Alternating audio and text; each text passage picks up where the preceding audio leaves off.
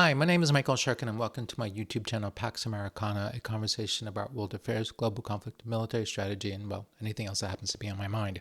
In this video, I'm going to do something a little bit different. I'm going to do something much more focused, and I'm going to look at Argentina's Air Force, and rather Argentina's efforts to overhaul its Air Force and also the potential ramifications for the United Kingdom.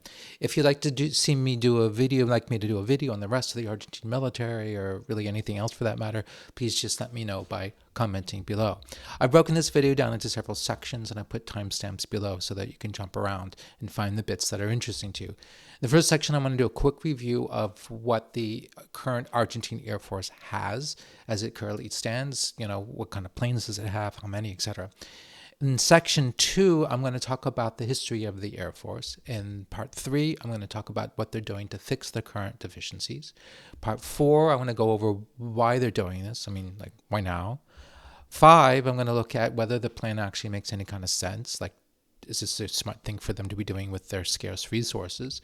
Part 6, I'm going to look at the short, medium, and long-term goals. Like, what should the goals be in the short, medium, and long term for the Argentine Air Force as they move ahead and try to overhaul themselves? And then lastly, in this seventh section, I want to talk about the strategic implications for the United Kingdom. You know, ultimately, what does this mean if the Argentine Air Force, does it affect the balance of power vis-a-vis the United Kingdom and those certain islands that the two countries have fought over? Part 1, let's do just a general overview of the Argentine Air Force. The Argentine Air Force is relatively large.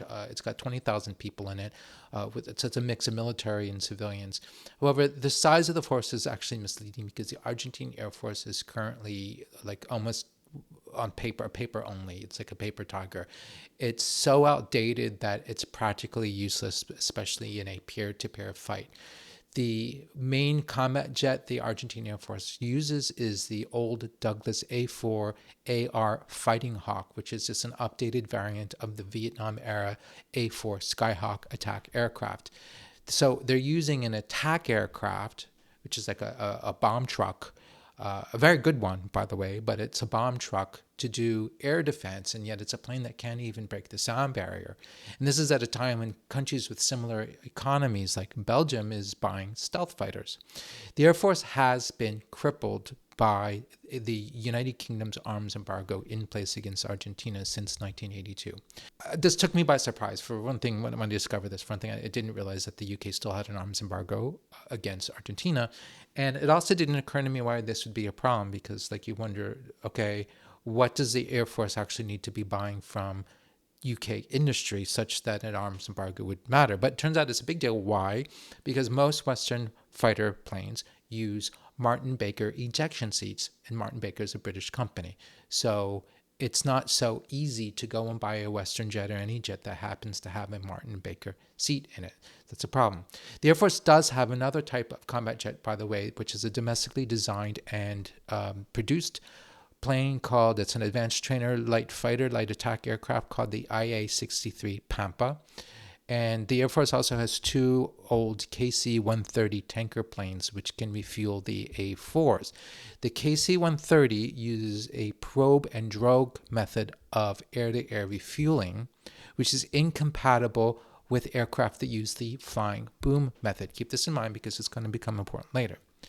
Now, other than the previously mentioned aircraft, the Air Force is pretty unremarkable. It's got a bunch of different kinds of transport planes like C-130s, some utility helicopters. The Argentina Army and Argentine Navy also have their own aircraft, but I'm going to say that that's beyond the scope of the video. I just want to focus narrowly on the Air Force. Now, if you've gotten this far in the video, please hit the like and subscribe button. And if you feel so inspired, feel free to toss some change into my tip jar by using the thanks button, signing up for membership, or buying me a coffee via the link in the description below. Part 2, history. The Argentine Army Aviation School opened in 1912, marking the inception of military aviation in the country. Argentina, like the rest of South America except Brazil, remained neutral during World War I, and then during the interwar period, Argentina went about modernizing slowly its army aviation, which included domestic production of indigenous designs. The Air Force became a separate branch of the armed forces in January 1945. During World War II, Argentina remained neutral for almost the entire war, only declaring war on the Axis in March of 1945, and it never got involved in combat operations. When Argentina began receiving British Gloster Meteors in 1947, it brought the jet age of combat aviation to Latin America. In the 1960s, Argentina acquired surplus F-86 Sabres from the U.S. and from Italy. It also purchased Canberra bombers from the British. In the 70s, Argentina acquired Mirage from France and from Israel. The Israelis, what they bought from the Israel were Israeli variants of the Mirage, known as the Dagger and the Nesher. They also acquired A4 Skyhawks from the U.S. Argentina also developed and acquired its own light attack aircraft called the IA-58 Pucara. When the war broke out with Britain in 1982, the Argentine Air Force was a large modern force that could take on a very potent adversary. But there are some circumstances that really limited the ability of the Air Force to do its job and to operate at its full capability. One important factor was the fact that there were the few airfields on the islands, the Malvinas or the Falklands, take your pick, were not long enough to operate Argentine fighter jets from them. This is a serious problem, and sort of don't quite understand why this wasn't a huge priority for the Argentine military. One would have thought that their invasion plan would have included, like, all right, let's extend the runways. That should be like one of the very first things they do, but they don't. As a consequence of this, the Argentine Air Force, Argentine fast jets had to operate from bases in the mainland, which is really very far away. And they needed to refuel using the KC-130 tankers. And from what I understand, the same is also true of the Argentine Super Étendard fighters. They too had to use these same KC-130 tanker planes, especially after the Argentines decided to keep their aircraft carrier kind of at a safe distance because they were afraid of Royal Navy submarines. So what this meant was that Argentine aircraft only had about a maximum of 5 minutes over the islands before they had to turn around and go home. Otherwise, they would run out of fuel. In essence, the fighters were fighting with their hands tied behind their back. If this were not the case, the outcome of the war might have been very different because these are decent planes. The A4s at the time, Super Étendard, arguably were a little bit old, but fine, they're decent planes. They were well piloted. These were good they were very capable, but 5 minutes over airtime, there's not a whole lot you can do. The Argentine Air Force did have significant successes against the Royal Navy, sinking several ships and damaging many more with bombs. Most of these successes were during the Battle of San Carlos, where the tight confines and the terrain surrounding the ships made it difficult for the UK's radars to detect the Argentine aircraft and allowed the Argentines to get close enough to drop bombs, although the attacking aircraft did take heavy losses. Now, another one of these sort of like what-ifs thing that haunt any analysis of this war is that the bombs that the Argentine Air Force dropped on Royal Navy ships often did not actually explode, even though they hit the ship and even penetrated and were like lodged inside the ship. They did not go off because they weren't fused correctly for the low altitude that the Argentine Air Force was dropping these bombs. Why this happened, how this happened, I don't know. But again, it's one of these like amazing what ifs that make this war so interesting. Interestingly, probably the two most famous British losses of the war, the Atlantic Conveyor and HMS Sheffield, were not inflicted by the Argentine Air Force, but by the Argentine Navy's Super Étendard strike fighters, which were equipped with Exocet anti-ship missiles. Now, during the war, the Argentine Air Force took heavy losses. It lost 48 of the 122 aircraft that it had at the beginning of the war. In the aftermath of the fighting, the renowned Argentine author Jorge Luis Borges apparently wrote that it was like a fight between two bald men over a comb. However, its consequences are still being felt by the Air Force today. After the war, Argentina was able to get its hands on used Mirage to help replace losses. And then in the 1990s, it ordered ex-U.S. Marine Corps A4 Skyhawks. Before delivery, the Skyhawks were upgraded to the A4AR Fighting Hawk standard, which included much of the avionics from the F-16, such as its radar. In 2015, Argentina retired its Mirage, finally, due to age, because they were really old at the time, lack of spare parts and obsolescence, which left them without a dedicated fighter plane. The A4s were currently facing similar problems as to the Mirage, with Argentina and the Brazilian Navy being the last operators of the aircraft in the world, I believe. And but these planes last rolled off the assembly line, I think, in 1979. Only about 6 of the Skyhawks are left operational, the rest being cannibalized for parts. Part 3, fixing their shortcomings. To address these issues, Argentines have been have recently signed to purchase 24 F-16AM fighters from Denmark. Keep in mind that these planes have not been delivered, although I did read, I think the first one might have been delivered, but only the first one.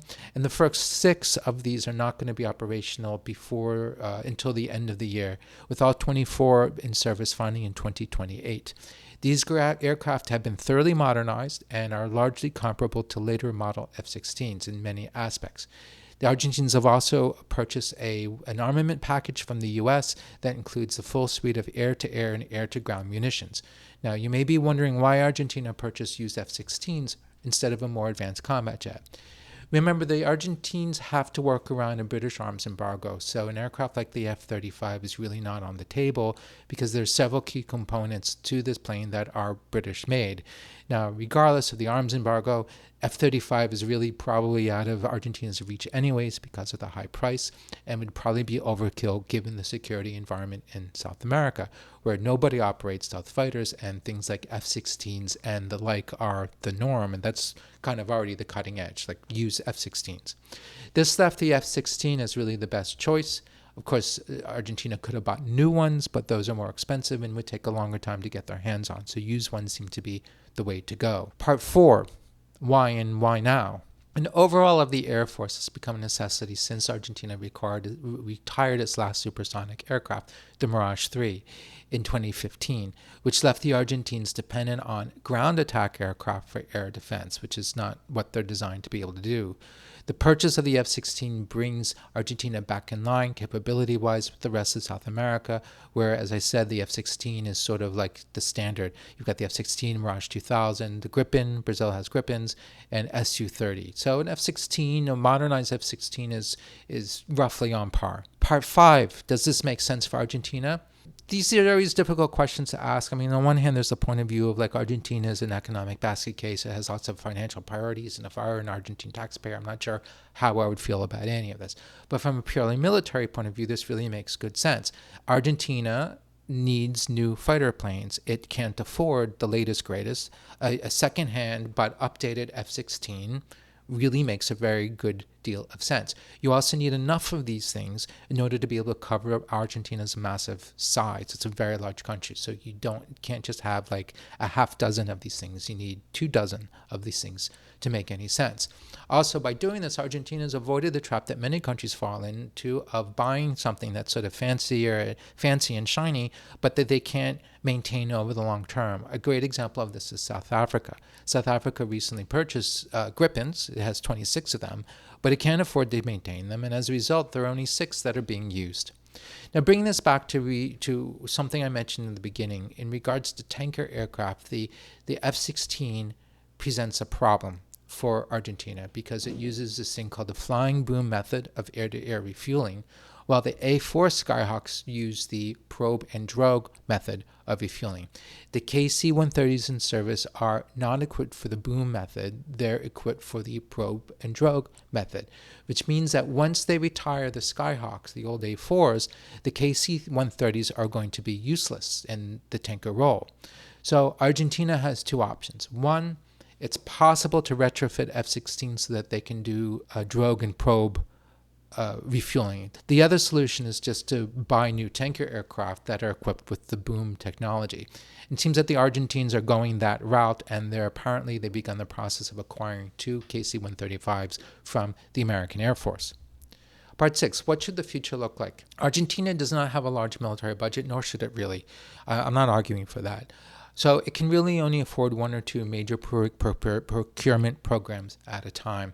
So anything that the Air Force does also has to be timed with procurement programs for the Navy and the Air Force, both of which also need modernization and updates. So it's a difficult question to figure out like what the priority is, what should come first. I think, though, that in the short term, Argentina needs to focus on absorbing the new F-16s and establishing maintenance and training facilities domestically.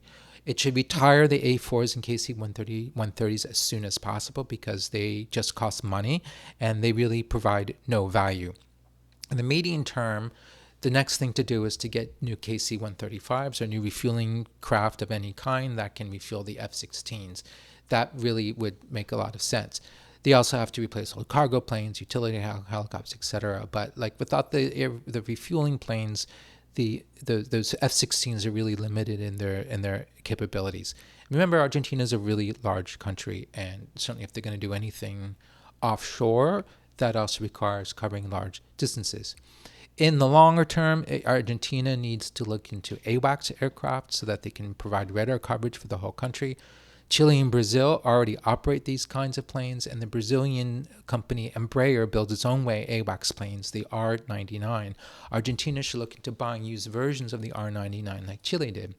Eventually, Argentina will need to replace the F-16s that it now has on order. Yes, they've been upgraded. Yes, they're fine, but they were built in the 1980s, and you can only get so much out of them. Sometime between now and, let's say, 2050, Argentina is going to need to replace them.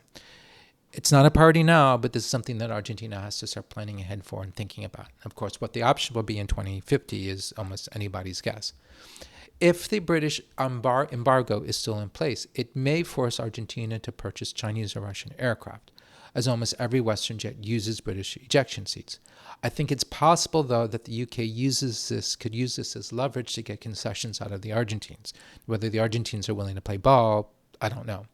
Argentina is generally a U.S.-aligned country and would like to avoid angering the U.S. by buying Chinese and Russian jets if possible. So they'd like to buy Western, and this maybe would mean, well, who knows what's going to be in 2050. As for Part 7, implications for the United Kingdom, the question is, what do F-16s mean in terms of the balance of power between Argentina and the United Kingdom and the United Kingdom's ability to defend the Falkland Islands? If you look at the current British military establishment in the islands, you'll see that it's small but probably adequate. There's a Royal Navy River-class offshore patrol vessel stationed there. At the RAF Mount Pleasant base is an infantry company, a Skysaber battery air defense system, and a flight of 4 Eurofighter Typhoons plus 1 Voyager tanker aircraft and a single A400 cargo plane. There are 3 radars which are found in the mountain peaks on the islands that serve as early warning for incoming aircraft. Now, in its current state, the Argentine Air Force can't do a thing against the British in the Falklands, even against, as small as that kind of garrison looks, it's still, you can't touch it. The Argentines can't touch it. Once the F-16s are delivered, they probably would be able to prevail over British defenses simply by shared numbers, especially, again, if the tanker aircraft are involved. Now, concerning the Skysaber air defense battery, there are some rumors that the Argentines are looking to purchasing AGM-88 HARM anti-radiation missiles, which could be used against the batteries. So potentially you have a scenario where Argentina, if it chose to make another run for the islands, could inflict some real damage in the beginning. But just like in 1982, I think the gig would really be up a little bit later when the Royal Navy were to come to bear in any significant numbers. Because, of course, the Royal Navy has these new aircraft carriers with F-35s and its destroyers and frigates and everything like then it would, and submarines, and it would become very hard for Argentina to hold on to it. So I feel like bottom line is the F-16s really don't change the strategic balance between Argentina and the United Kingdom, which is probably just as well. Thank you very much. I hope you enjoyed this video. Again, if you like it, please hit like and subscribe, and think about tossing some cash my way using the thanks button and the buy me a coffee. Stay tuned. There are plenty more videos in the pipeline. Also, in the description, you will find links to my social media. We've got X, Blue Sky, LinkedIn, and my own website, michaelshirkin.com, as well as my Substack, which I also call Pax America, and write more or less weekly. Thank you. Bye-bye.